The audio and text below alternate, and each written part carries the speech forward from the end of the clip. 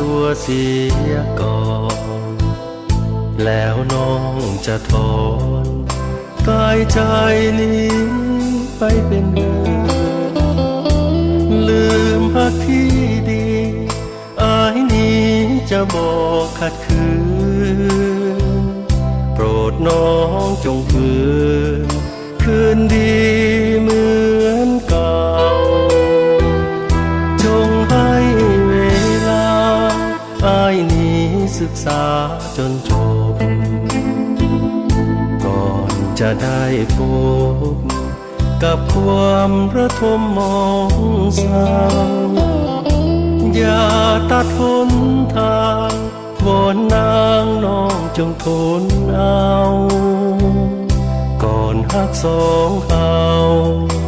จะสูญสิ้นเยื่อและใยลืมสิ่งใดอายก็ลืมได้แต่จะห้ามใจลืมน้องอายลืมบ่ได้อายหู้อยู่ดีว่านางนั้นบ่อาลัย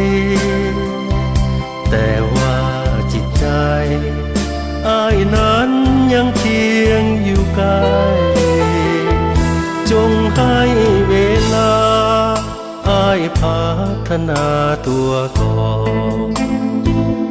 แม่น้องจะจร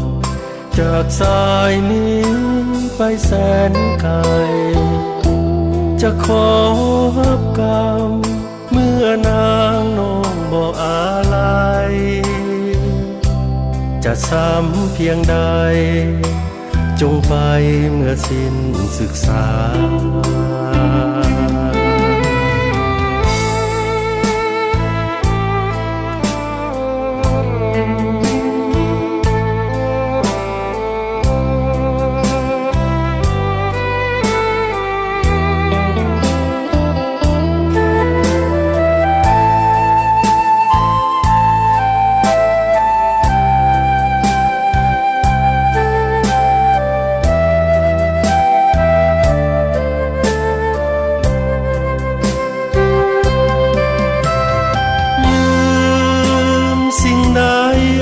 ก็ลืมได้แต่จะห้ามใจลืมน้องอายลืมบ่ได้อายหู้อยู่ดีว่านางนั้นบ่อาลัยแต่ว่าจิตใจอายนั้นยังเคียงอยู่ใกล้จงให้เวลาอายพัฒนาตัวก่อน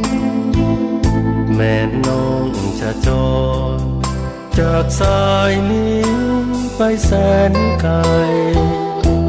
จะขอฮับกรรมเมื่อนางน้องบ่อาลัยจะซ้ำเพียงใดจงไปเมื่อสิ้นศึกษา